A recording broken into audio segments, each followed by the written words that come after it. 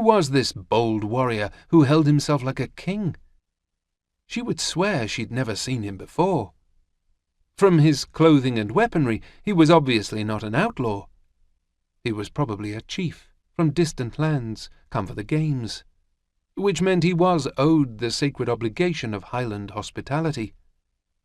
But if he was a chief, where were his guardsmen?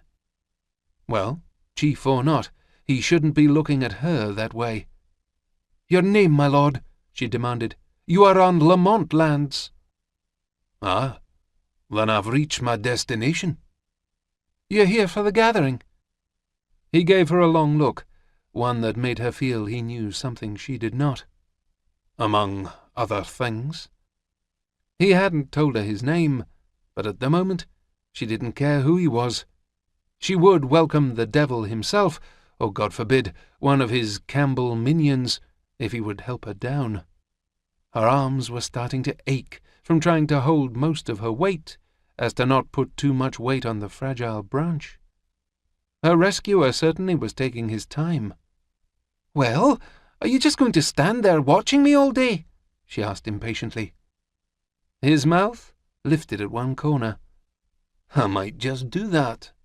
It's not very often that a man happens upon a half-naked wood-nymph climbing a tree." Caitrina's cheeks flamed. "I'm not half-naked, and if you could spare a glance upward, away from my chest, you would see that I'm not climbing, but stuck and in need of some assistance." Her blustery response seemed only to increase his amusement.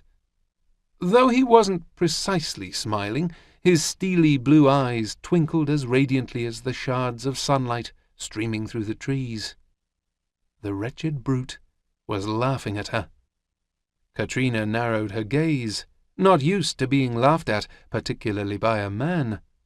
She supposed there was something amusing about the entire situation, but he should have the courtesy not to show it.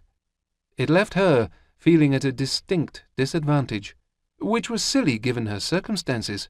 She was at a disadvantage, but not for long. When he got her down from here, she would give him a piece of her mind.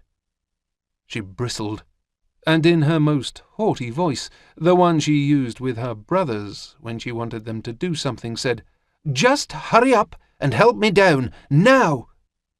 She realized immediately that issuing demands might not have been the best tactic when the smile that had temporarily lightened his hard expression vanished, and his lips thinned into a straight line. He gave her a long stare, then crossed his arms over his broad chest. Her breath caught, confronted with the impressive bulge of muscle. Good gracious, he was strong. "No," he said lazily, "I don't think I shall."